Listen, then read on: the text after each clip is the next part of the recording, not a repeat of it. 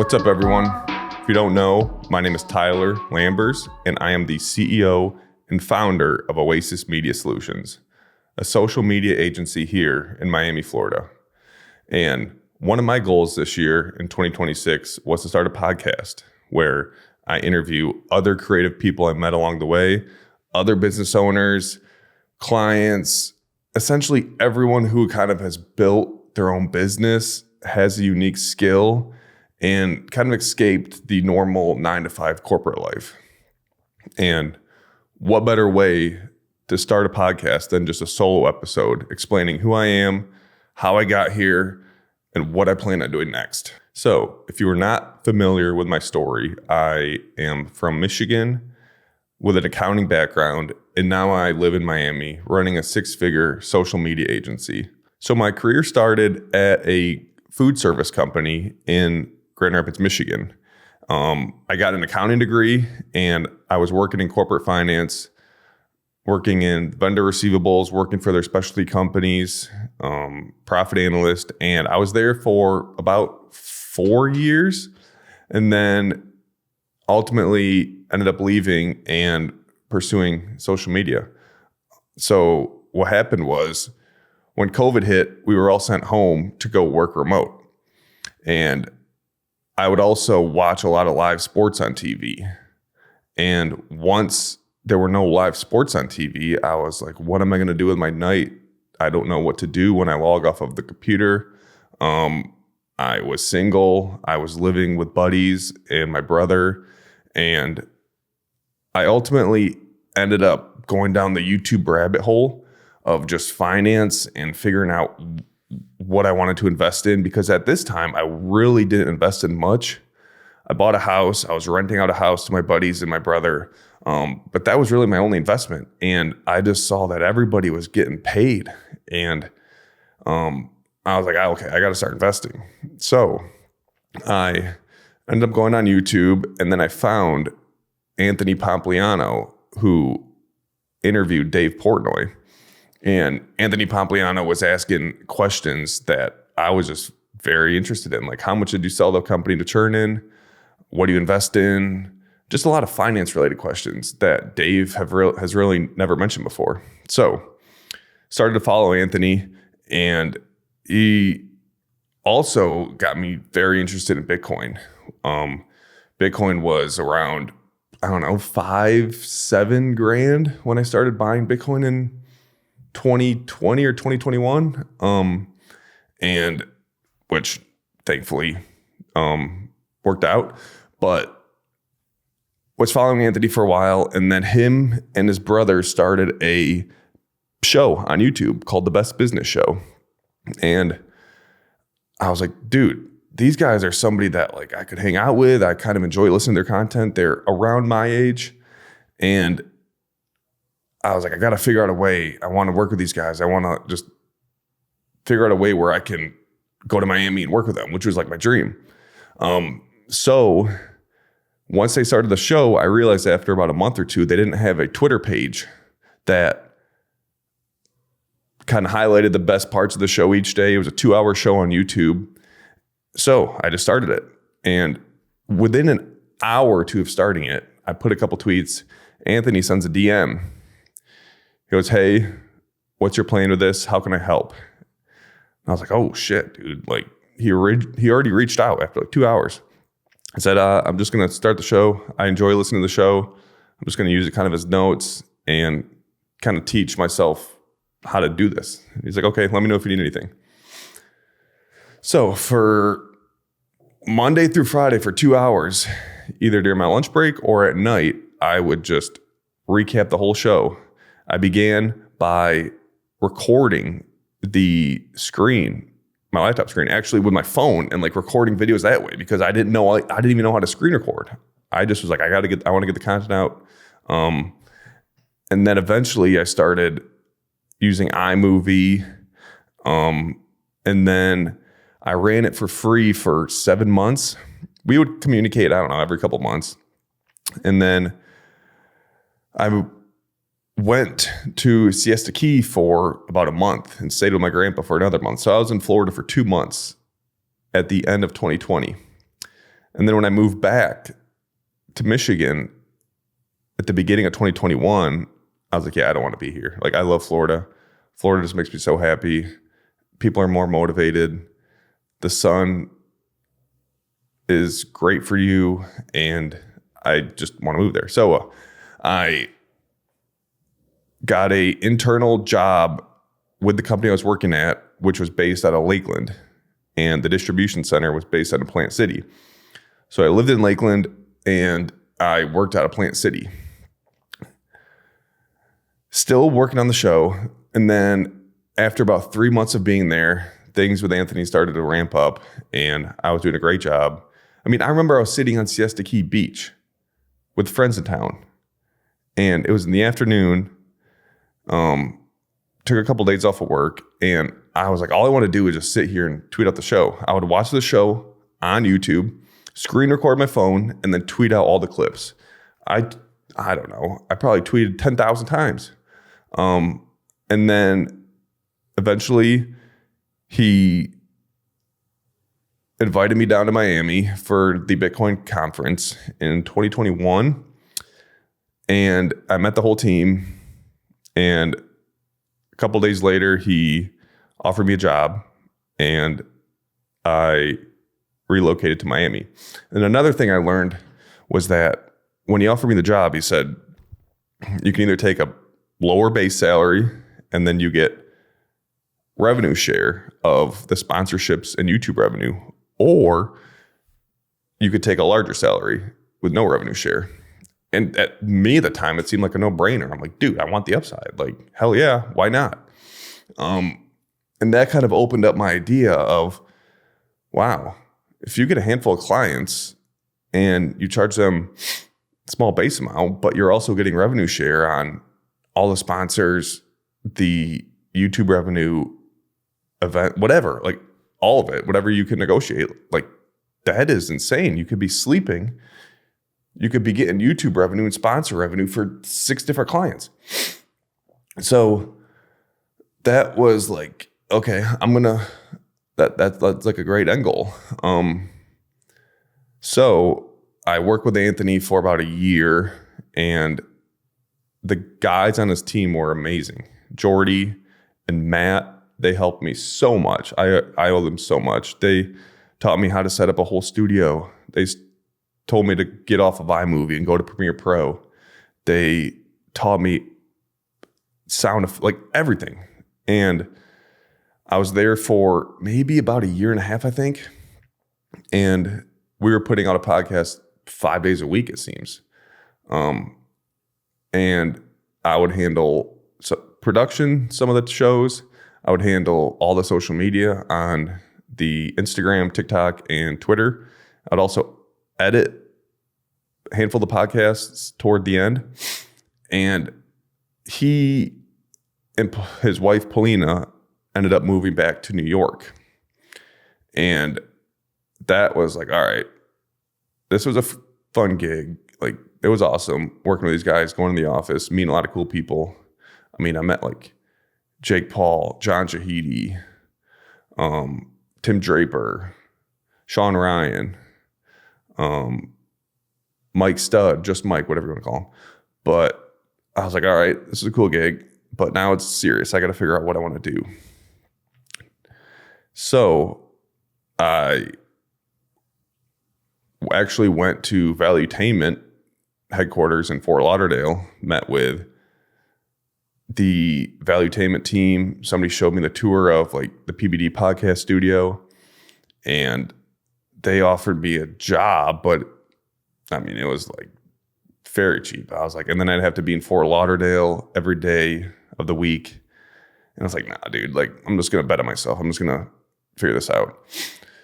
So I had a little bit of revenue coming in from Anthony where I could keep the lights on maybe. And then I just started to reach out to a bunch of clients. Everyone I met through Pomp, I would send a DM. I would try to get them to let me handle their social media, let them make me video edits. I would do video edits for like $50, whatever it took. I would literally do everything. I would work all weekends, work every night, just trying to make a couple extra $100. And that lasted for about 2 months. Was never that stressed out. I mean, what's the worst that happens? I go back home, live in my house, go back to like a accounting job, work my way back up, start like an accounts payable job or whatever. I'm like, dude, if that's the worst that could happen, like, I'm not that stressed out. So what really helped me a lot was I reached out to a guy, Omar Morales, who I met through Pomp when Omar came in for an interview with Anthony. And I reached out, we met for coffee, and we just clicked right away. I was like, dude, you have a great personality, you have a great reputation, you sell billions of dollars of real estate. He was my age, so about 31, 32, and we just clicked right away. Immediately, that Saturday, he set up an interview in his office in Brickell, and I brought my one camera and my two shitty mics I had at the time, and I used my phone, and we just took off. And now we have an amazing podcast where people every day seem to want to come on, and we try to keep it high quality, but we also created a bunch of social media stuff for him on his Instagram, basically Google Earth, drone shots, showing all these cool projects. And those got, they still get millions and millions of views. So that was a client that I've just been fortunate to land, and I think I'm going to work with him for the next, hopefully 5, 10, 20 years, however long we continue doing this thing. I also worked with Anna Fabrega for a while, helping her with her Instagram, her YouTube, going on podcasts, her school tour. She went and toured a bunch of the alternate education schools in Miami. I think we did 7 of them. So just going there, recording it, which is cool. I mean, there's some crazy schools in Miami that are insane compared to what a typical high school you would think of. And then I just slowly started to grind up every month, make it a little bit more, every month make it a little bit more. And eventually I was like, all right, dude, like I could pay rent. I can go out. I have a little bit of spending money. I can buy another camera, and eventually just started growing and growing month over month. And I just put it all back in the business. I would spend $3,500 on a new camera. I would spend $2,000 on new microphones. I would just pump it all back in. I would buy subscriptions. And through Omar's podcast, I met a lot of cool real estate professionals and developers and brokers and basically everything. And Omar would always hype me up, which I appreciate. And fast forward to now, I work with Isaac Toledano of BH Group, who's just a beast.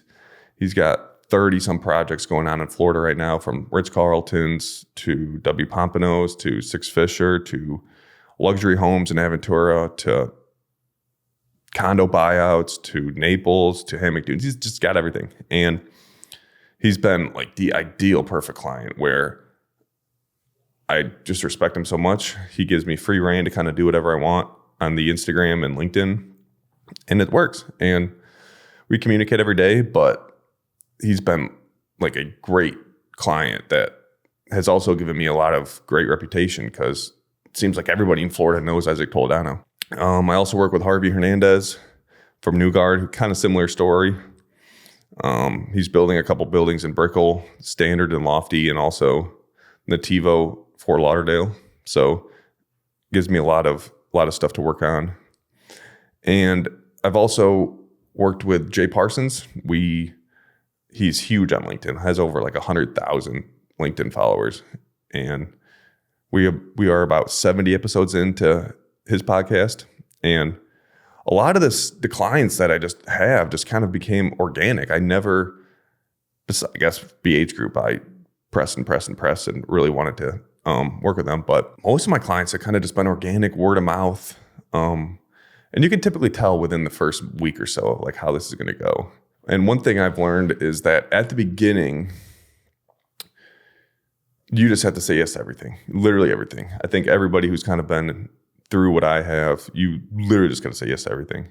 If it's a gym video, if it's going to shoot a concert, if it's going to shoot someone talking in front of 10 people, if it's a video edit for, I don't know, a real estate guy in California, you literally just have to say yes to everything.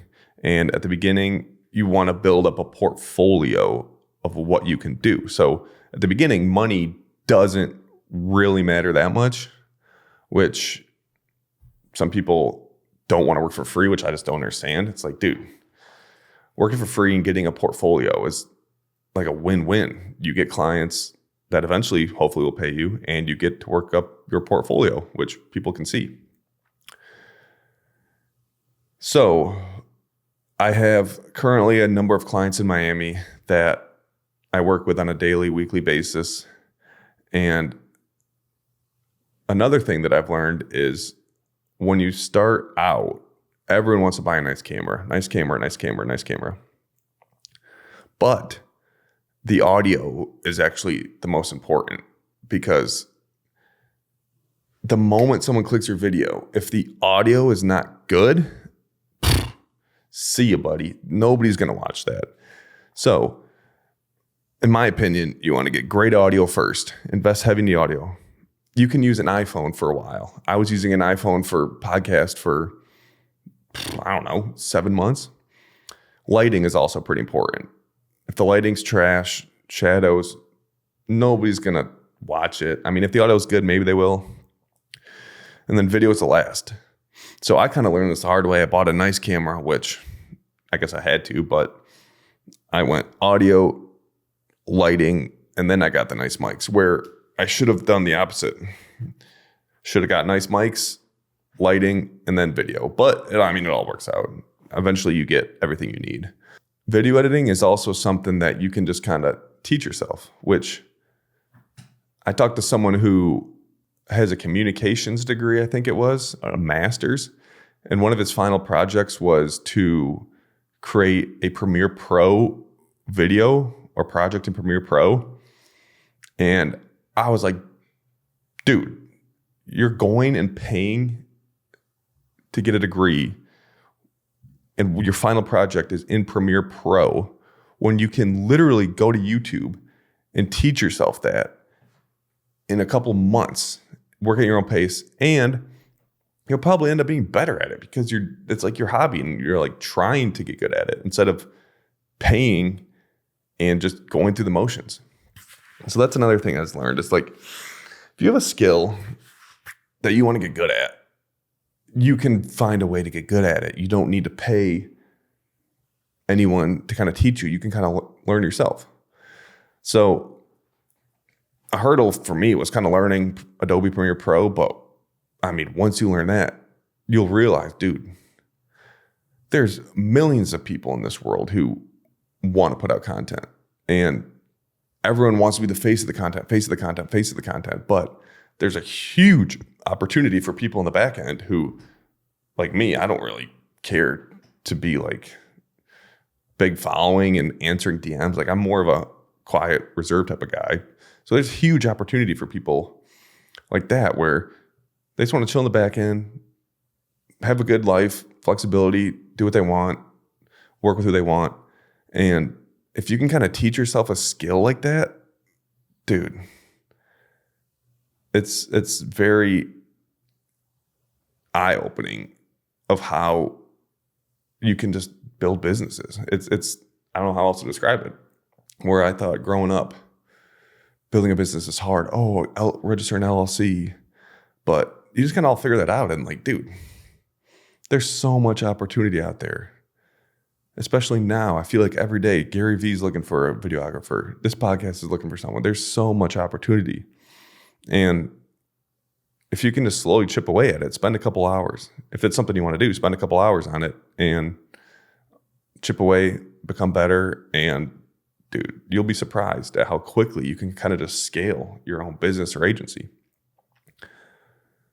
So where do I want to go from here? I currently work with a handful of clients, have a great relationship with all of them. AI is something that I've kind of been trying to tackle, where using AI agents to post stuff, using AI agents to summarize podcasts, using AI to kind of turn renderings into animations, using AI to help with the edits, help with creating graphics. There's just a lot of stuff with AI that I think is just the tip of the iceberg, where in 2026, it's the end of the year is going to look a lot different than where it is now. And I also don't think AI is going to consume everyone's Instagram feeds, because I think people still want a human feel. Like when I create a reel for Omar that does really well, I think people resonate with it because they can relate to it. They know it wasn't made by some AI program. It was crafted by like a human who makes it easy to follow, where there could be, I don't know, a mistake, which isn't the end of the world, but I think it's just like people crave human relatable content, where I don't think AI is going to totally eliminate that. I think it's just everyone's going to be try to creating AI content, and then there's going to create an opportunity for all this human created content where you can actually create a relationship and feel relatable and kind of grow with the person. So I'm trying to figure out my AI strategy. Also paid ad campaigns. I've messed around with that a little bit, but I think I would just need to either find someone or partner with someone who can handle all that, and then just continue growing, and then start putting out my own content. This podcast will help me do that. I plan on bringing guests who kind of have gone through the similar path. One of my guests I want to bring on is my brother. He kind of had a similar story where he was working at a dealership in Michigan, and now he works with the Bob the Sports guys, who are huge. And he kind of did the same thing. Started a Twitter account for free for a year or so, taught himself everything, and now he lives, I guess, like a dream life where he goes golfing with all these guys and meets celebrities. Then I also want to bring on guys that have taught me a lot, from Jordy to Matt, and then also guys that have just started their own businesses, and also real estate people here in Miami. So that's kind of my story, and I hope you follow along. That was just a solo episode to kind of explain myself and my story. Could keep going, but I want to keep this, relatively short. So I hope you all have a great 2026, and I will see you in the next episode.